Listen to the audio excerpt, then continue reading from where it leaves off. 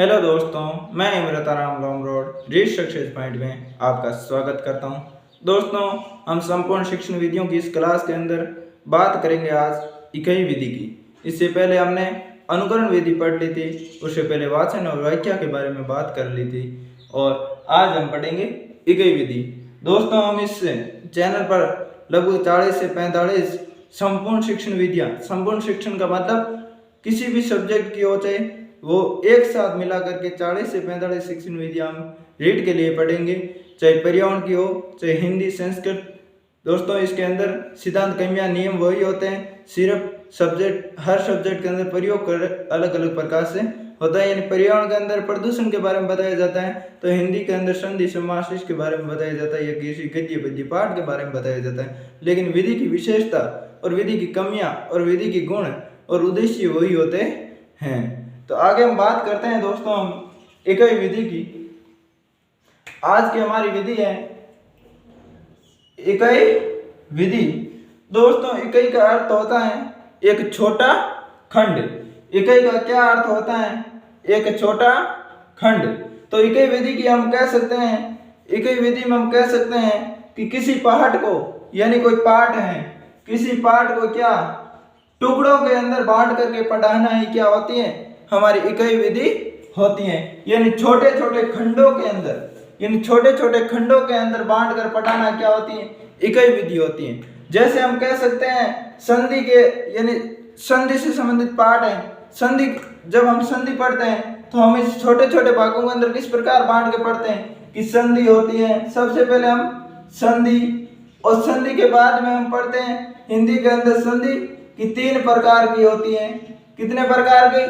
कि 3 प्रकार की होती हैं। तो 3 प्रकार में हम बात करते हैं स्वर संधि, व्यंजन संधि और उसके बाद विसर्ग संधि। अब दोस्तों, हमने यहाँ क्या किया? इनको छोटे छोटे भागों के अंदर बांट दिया, संधि को तोड़ दिया, इन 3 भागों के अंदर तोड़ दिया, और इसके बाद और तोड़ेंगे तो स्वर संधि को हम 5 भागों के अंदर बांटेंगे।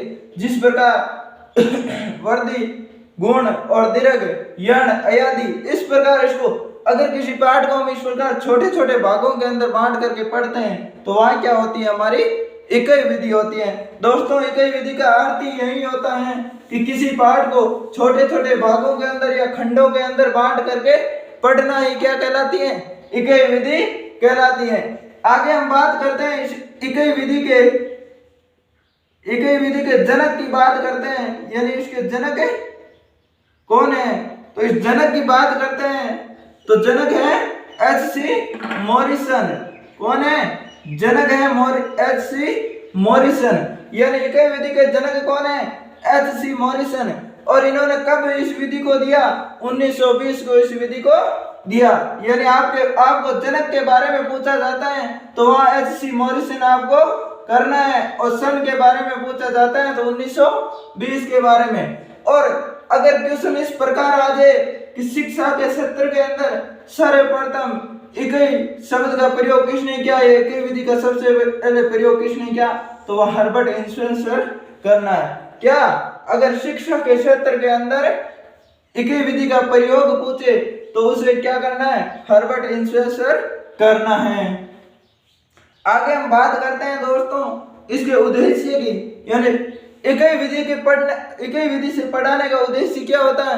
यानी इस इकाई विधि के उद्देश्य क्या है? तो उद्देश्य की बात करते हैं तो हम तो देखते हैं सीखने में मानसिक, शारीरिक रूप से व्यस्त रहे और प्राप्त ज्ञान के माध्यम से नई परिस्थितियों के साथ समायोजन कर सके। तो दोस्तों, हम बात इसके उद्देश्य की करते हैं। इसका उद्देश्य है कि एक बच्चा है जो इकाई विधि से पढ़ रहा है तो इस प्रकार पढ़ना चाहिए कि वो मानसिक रूप से व्यस्त रहे, यानी तर्क करे, चिंतन करे, और शारीरिक रूप से भी व्यस्त करे, यानी वो हाथ से भी कुछ कार्य करता हुआ रहे, चाहे कुछ लिखो और या चाहे कुछ दूसरा कोई प्रैक्टिकली रूप से कार्य कर रहा है तो वहाँ क्या करना चाहिए? शारीरिक रूप से भी व्यस्त रहना चाहिए। और अगर इस इकाई विधि से ज्ञान प्राप्त होता है, इसके माध्यम से क्या होना चाहिए? नई परिस्थिति के साथ समायोजन होना चाहिए। यानी किसी भी परिस्थिति या किसी भी वातावरण के अंदर हम अगर चले जाएं तो वहां भी हमारे साथ उस वातावरण के साथ समायोजन होना चाहिए। किसी भी चीज को हम पढ़ते हैं इकाई विधि के माध्यम से, तो वहां क्या होना चाहिए, समायोजन होना चाहिए। दोस्तों ये हमने बात की थी इसके उद्देश्य की। आगे हम बात करते हैं विशेषता की, यानी इकाई विधि की क्या क्या विशेषता है, यानी इकाई विधि के माध्यम से क्या क्या एक बच्चे के अंदर परिवर्तन आता है या विशेषता है। तो इसके अंदर बात करते हैं हम बात करते हैं तो क्या होता है, ज्ञान का तार्किक विभाजन किया जाता है, यानी इकाई विधि के माध्यम से क्या होता है, ज्ञान का तार्किक विभाजन होता है, यानी खंडों के अंदर बांटता है इसका ज्ञान।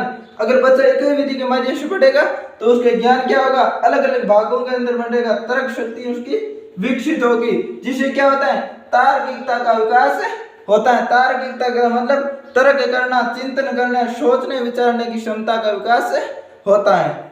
आगे हम बात करते हैं 2 नंबर विशेषता की।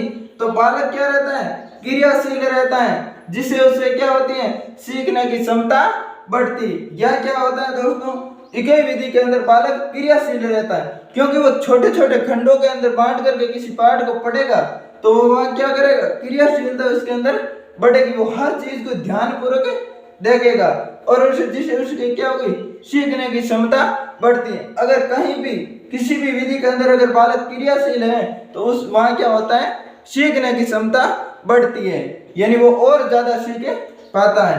आगे हम बात करते हैं तो इसके अंदर क्या होता है, खोज विधि पर कार्य करती है। ये विधि किस विधि पर कार्य करती है, इकाई विधि खोज विधि पर कार्य करती है। इन किसी चीज को खोजने यानी किसी चीज के सृजनात्मकता पर बल देती है, जिससे क्या होता है, सीखा हुआ ज्ञान स्थायी होता है। यानी अगर खोज विधि के माध्यम से अगर कोई बालक ज्ञान प्राप्त करता है तो वो ज्ञान क्या होता है, हमेशा स्थायी होता है। तो इकाई विधि किस विधि पर आधारित है, खोज विधि पर आधारित है, और खोज विधि पर आधारित होने से इसके अंदर क्या होता है, ज्ञान स्थायी होता है। आगे हम बात करते हैं इसकी विशेषता की। तो छोटे बालकों में सामाजिकता का विकास होता है। सामाजिकता का मतलब दोस्तों ये हुआ कि इस विधि के अंदर क्या किया जाता है, अलग अलग समूह के अंदर बांट करके बालकों को पढ़ाया जाता है और छोटे छोटे खंडों के अंदर बांट करके पाठ को पढ़ाया जाता है।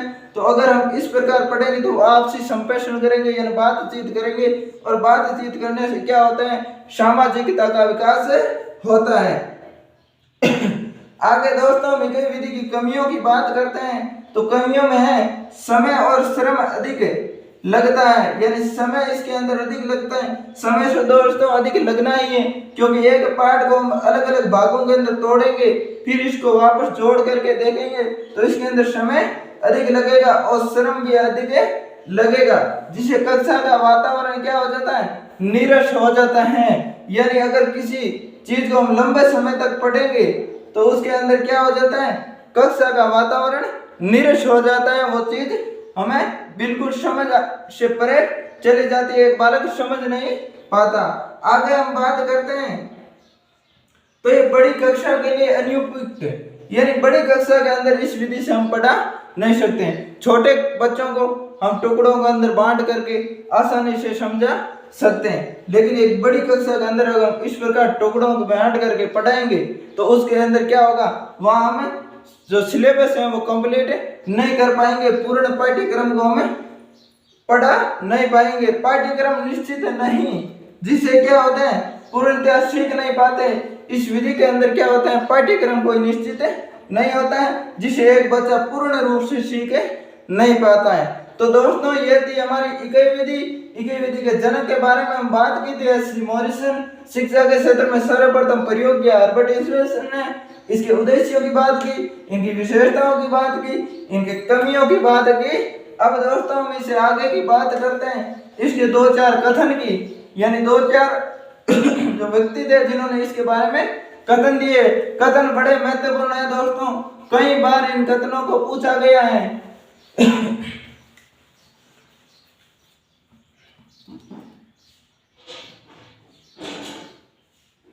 इकाई विधि के अंदर पहले हम कथनों की बात करते हैं, किसकी, कथन की बात। तो कथन की बात करते हैं तो पहला कथन हम देखते हैं मॉरिसन का, यानी मॉरिसन का कथन। यहाँ हम देखते हैं किसका कथन, मॉरिसन का कथन, यानी इकाई विधि के बारे में मॉरिसन ने क्या कहा, यानी इन्होंने कहा कि इकाई विधि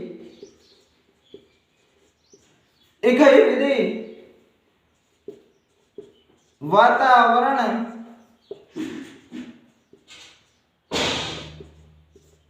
संगठित विज्ञान और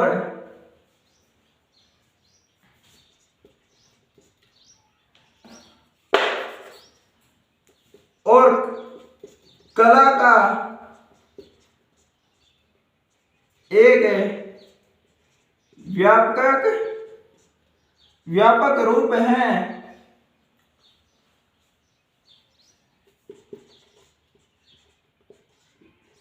जिसके साथ मनुष्य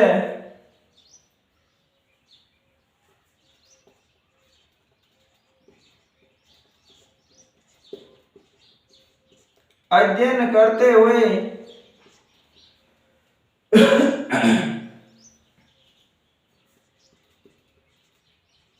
सामंजस्य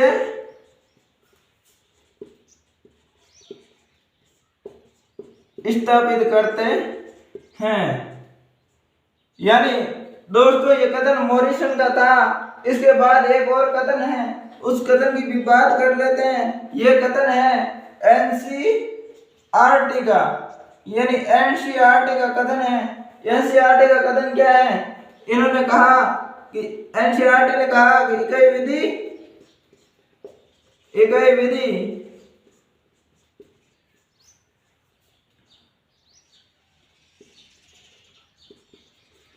एक निर्देशात्मक युक्ति है। यानी दोस्तों ये इकाई विधि के दो कथन हैं, जिन्होंने पहला कथन दिया था एच.सी. मॉरिसन का। दोस्तों हम शिक्षण विधियों को इस प्रकार पढ़ेंगे, बिल्कुल विस्तार से पढ़ेंगे, इनकी विशेषताओं, इनके कथनों, इनके प्रकारों सभी की बात करेंगे।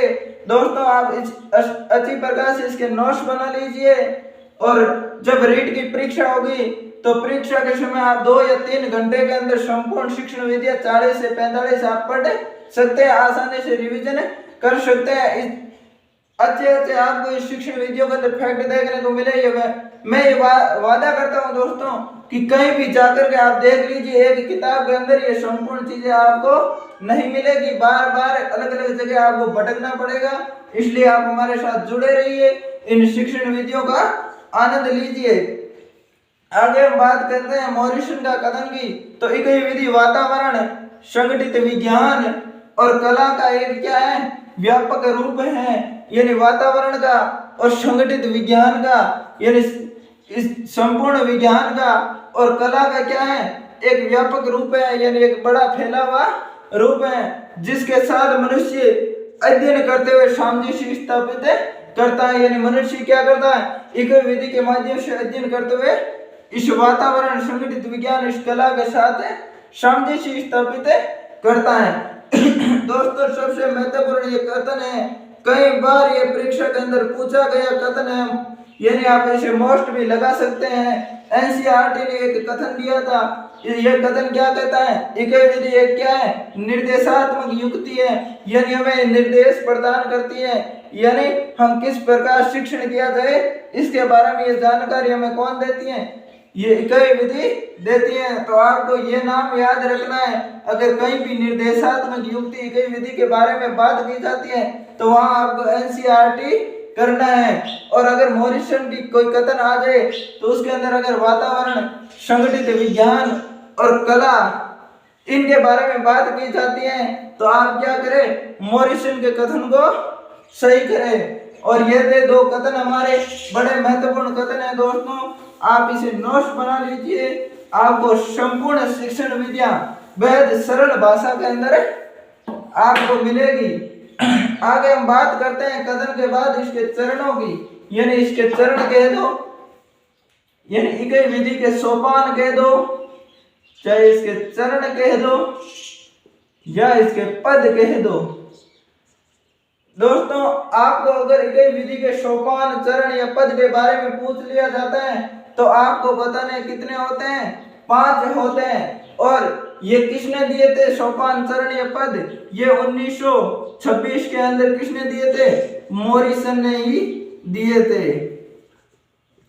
किसने दिए? मॉरिसन ने ही इनके दिए सोपान, चरण या पद दिए थे। और कब दिए थे? 1926 के अंदर। और ये विधि किसने दी? एच.सी. मॉरिसन ने ही इसके जनक हैं। और ये विधि जब जनक थे और इस विधि को जब प्रस्तुत किया तब सन थी 1920 और 1926 यानी 6 साल बाद क्या किया? मॉरिसन ने इसके चरण दे दिए, यानी इसके पैर भी तैयार कर दिए। चरण का मतलब हम ले सकते हैं कि इनके पैर तैयार कब किए? 1926 के अंदर तैयार किए। तो हम बात करते हैं इनके 5 चरणों की। तो एक हम सूत्र लगाएंगे यानी ट्रिक से समझेंगे, इनके 5 चरणों को आसानी से याद करेंगे। तो याद करेंगे तो इसके अंदर हमें ट्रिक है हमारी जाई आंसू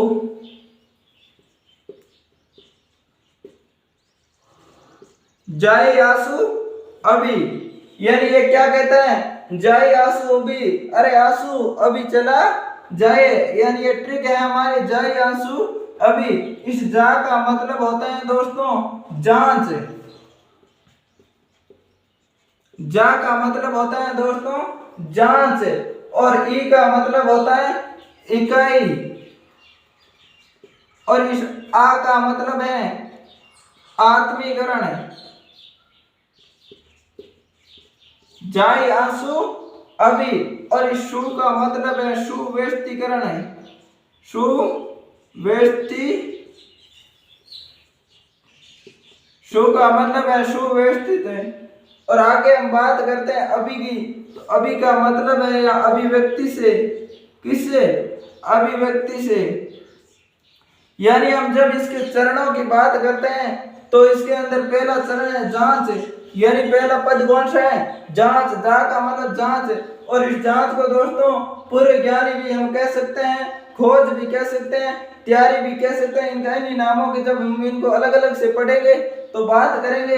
इस इकाई को हम प्रस्तुतिकरण भी कह सकते हैं, इस आत्मीकरण को आत्मसातीकरण भी कह सकते हैं, ये सुव्यवस्थीकरण और ये अभिव्यक्ति सुव्यवस्थीकरण को हम संगठन भी कह सकते हैं। तो दोस्तों हम इन 5 भागों के एक एक भाग को पढ़ते हैं, यानी इस 5 भागों के अंदर क्या होता है। तो पहले भाग की हम बात करते हैं तो हमारा पहला भाग था जांच। और इस जांच को हम क्या कह सकते हैं? पूर्व ज्ञान भी कह सकते हैं। और आगे हम खोज, इसे तैयारी भी कह सकते हैं। क्या कह सकते हैं? यानी इसे तैयारी भी कह सकते हैं। यह है हमारी इकाई विधि का पहला चरण या फिर पद। इस चरण या पद की हम बात करते हैं दोस्तों तो इसके अंदर क्या किया जाता है? इसके अंदर क्या किया जाता है? शिक्षक द्वारा सर्वप्रथम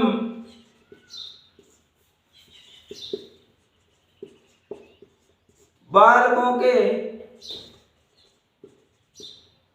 पूरे ज्ञान का पता लगाया जाता है। यानी इसके अंदर दोस्तों क्या किया जाता है? बालकों के शिक्षक के द्वारा, यानी शिक्षक क्या करता है? सबसे पहले बालकों के पूरे ज्ञान का पता लगाता है। यानी यह क्या करता है कि बालक को पहले से किस चीज का पता है, यानी किन किन चीजों के बारे में बालक को जानकारी है। यानी जानकारी का पता लगाने का मतलब क्या होता है? जांच करना, यानी जांच करना या खोज करना, या फिर इसी की विधि के लिए क्या करना? इस पूरे ज्ञान का पता लगा के वो क्या करता है? किसी पाठ को पढ़ाने के लिए क्या करता है? तैयारी करता है।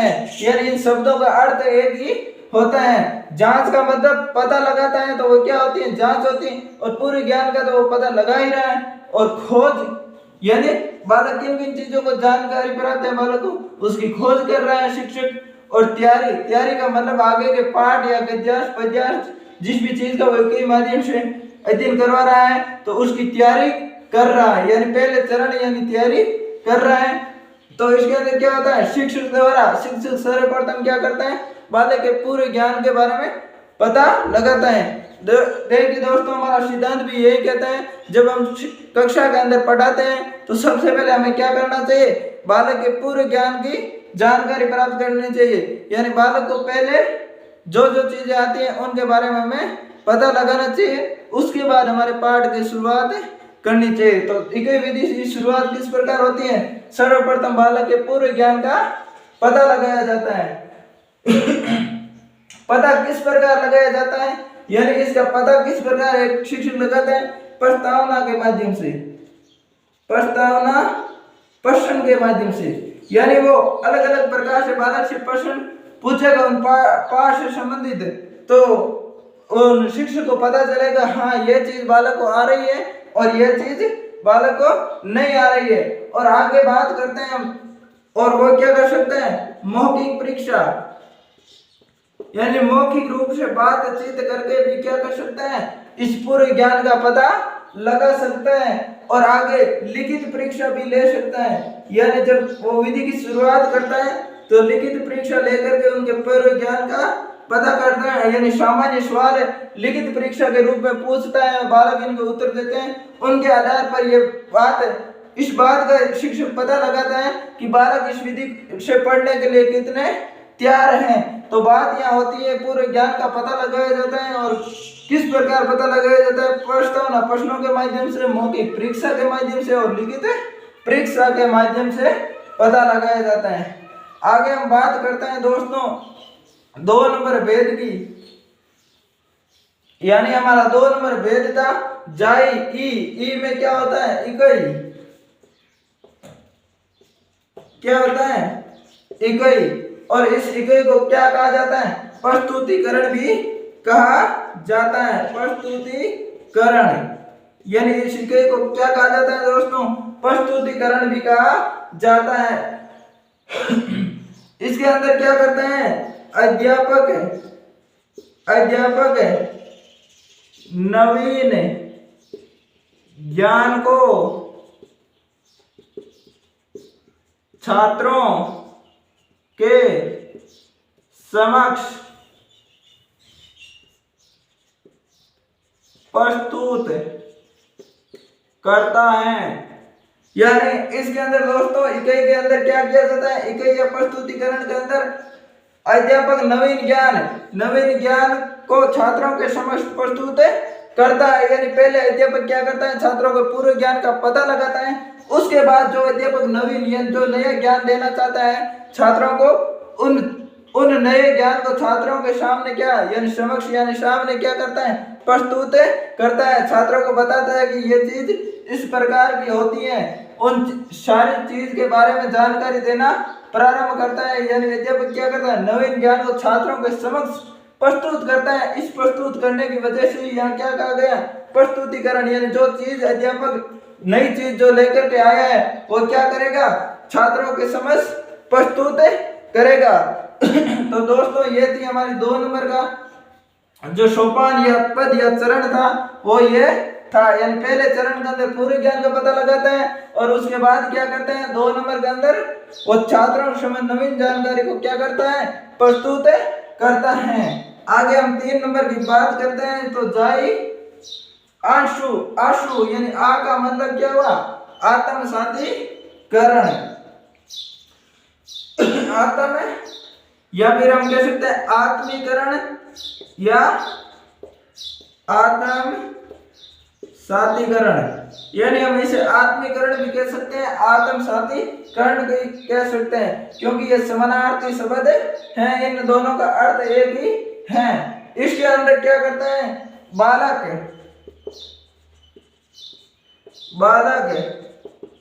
विचार विमर्श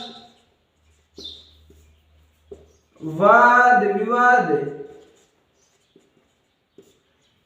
बालक विचार विमर्श वाद विवाद और परामर्श और लिखकर बालक विचार विमर्श वाद विवाद परामर्श लिखकर से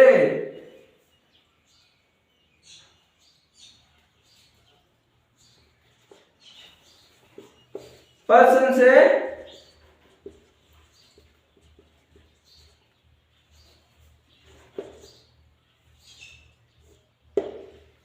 संबंधित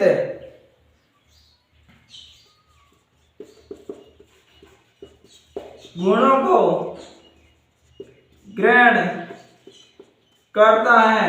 यानी यह क्या होता है दोस्तों, यह होता है आत्म साधीकरण या आत्मीकरण।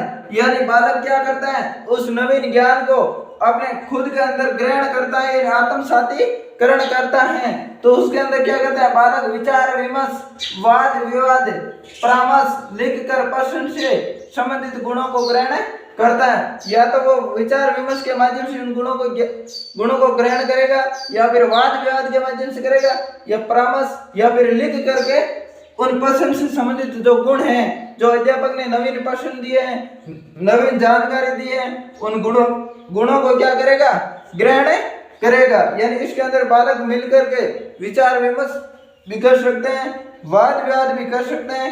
यानी 5 बच्चों का ग्रुप है तो 2 बच्चे बताएंगे इसमें ये गुण हो सकते हैं, 2 बच्चे उसे अलग बताएंगे।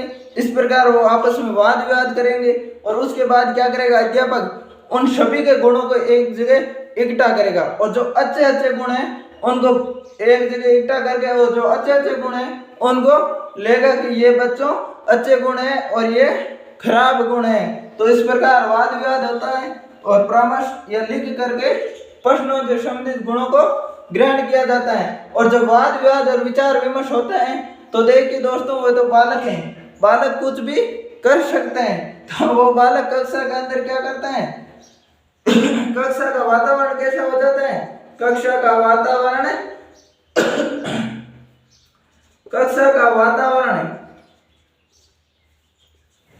अव्यवस्थित हो जाता है। किस प्रकार हो जाता है, कक्षा का वातावरण बिल्कुल अव्यवस्थित ढंग से हो जाता है। बालक अपनी जगह छोड़ देते हैं, दूसरी जगह पर चले जाते हैं, वाद विवाद करते हैं, आपस में बातचीत करते हैं, हो हल्ला भी होना शुरू हो जाता है। तो वह क्या होता है, कक्षा का वातावरण अव्यवस्थित हो जाता है।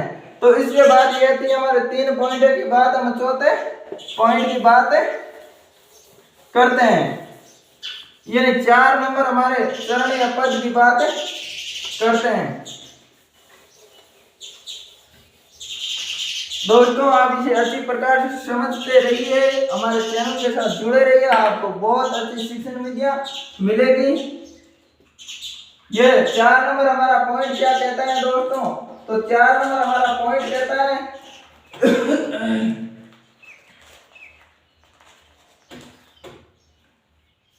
4 नंबर हमारा क्या था, जाई आंशु सुव्यवस्थीकरण। क्या है, सुव्यवस्थित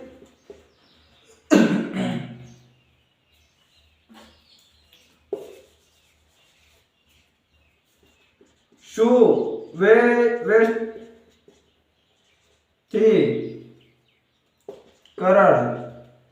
यानी हमारा 4 नंबर पॉइंट है सुव्यवस्थीकरण, या फिर हम इसे क्या कह सकते हैं, व्यवस्था भी कह सकते हैं, और या फिर इसे संगठन कह सकते हैं। क्या कह सकते हैं, संगठन। तो दोस्तों ये है हमारा 4 नंबर पॉइंट, जिसके अंदर क्या किया जाता है, इसके अंदर अध्यापक क्या करता है, छात्रों द्वारा ग्रहण किए गए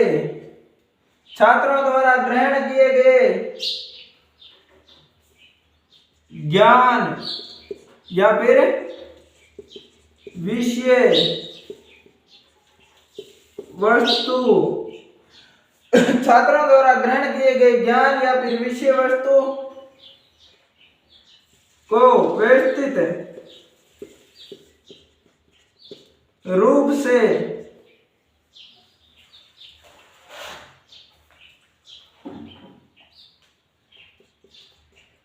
लिखकर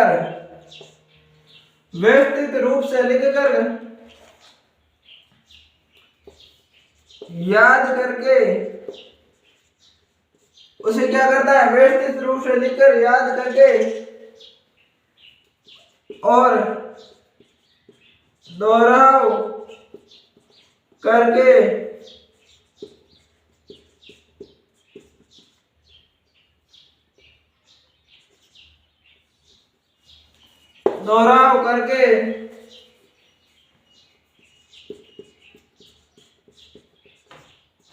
मस्तिष्क में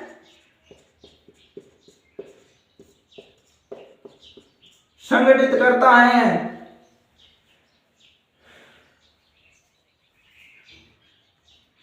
और अर्जित ज्ञान को क्या करता है, अर्जित ज्ञान को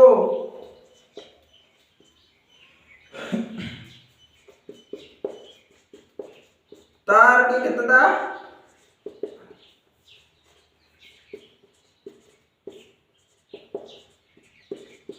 बोधगम्य बनाता है। दोस्तों हम 4 नंबर पॉइंट की बात करते हैं तो सुव्यवस्थीकरण, व्यवस्था या संगठन, यानी जो हम 3 नंबर पॉइंट पढ़ा था उसके अंदर हमने पढ़ा था कि कक्षा का वातावरण क्या हो जाता है, अव्यवस्थित हो जाता है। तो उस अव्यवस्थित वातावरण को ये 4 नंबर में क्या किया जाता है, सुव्यवस्थितकरण किया जाता है, यानी व्यवस्थित किया जाता है, व्यवस्था की जाती है। और संगठन यानी छात्रों द्वारा ग्रहण किए गए ज्ञान, विषय, वस्तु को व्यवस्थित रूप से लिखकर याद करके दोहराव करके मस्तिष्क में संगठित किया जाता है, इसलिए इसका नाम संगठित से ही संगठन पड़ा।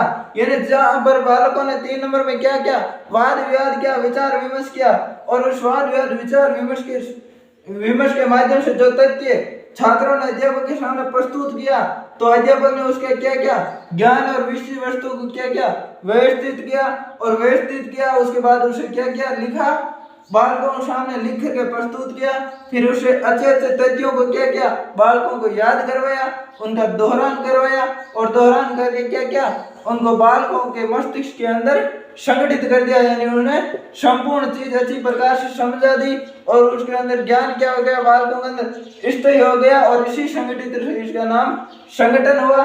और उसके बाद क्या कहते हैं, अर्जित ज्ञान को तार्किक और बोधगम्य बनाता है, यानी तार्किक यानी जो बालकों ने ज्ञान अर्जित किया उस तर्क करने की, चिंतन करने की क्षमता का विकास करता है और समझने के योग्य बनाता है। यानी यह बात थी हमारे 4 नंबर पॉइंट की। इसके बाद हम बात करते हैं 5 नंबर की। तो 5 नंबर है दोस्तों हमारा अभिव्यक्ति, जाई आंसू अभी। तो अभी में क्या होता है, अभिव्यक्ति,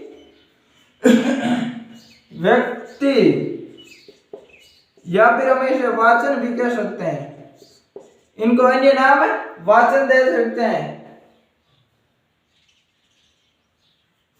इसमें क्या किया जाता है, अध्यापक द्वारा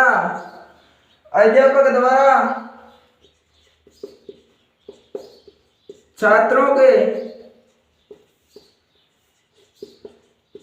अर्जित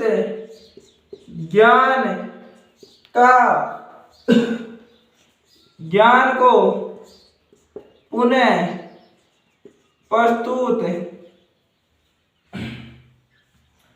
या फिर दोहराव करवाया जाता है। तो हम दोस्तों यह बात करते हैं 5 नंबर पॉइंट की। तो ये क्या कहता है, अध्यापक द्वारा छात्रों के अर्जित ज्ञान को पुनः प्रस्तुत, यानी 4 नंबर पॉइंट के अंदर हमने बात की थी, अध्यापक क्या करते हैं, छात्रों को इस मस्तिष्क के अंदर ज्ञान को संगठित करता है, उस संगठित ज्ञान को 5 नंबर के अंदर अभिव्यक्ति करवाता है। अभिव्यक्ति का मतलब बोलना, यानी वाचन का मतलब भी बोलना होता है, यानी अभिव्यक्ति का मतलब कुछ अभिव्यक्त करना, यानी कुछ बोल करके बताना।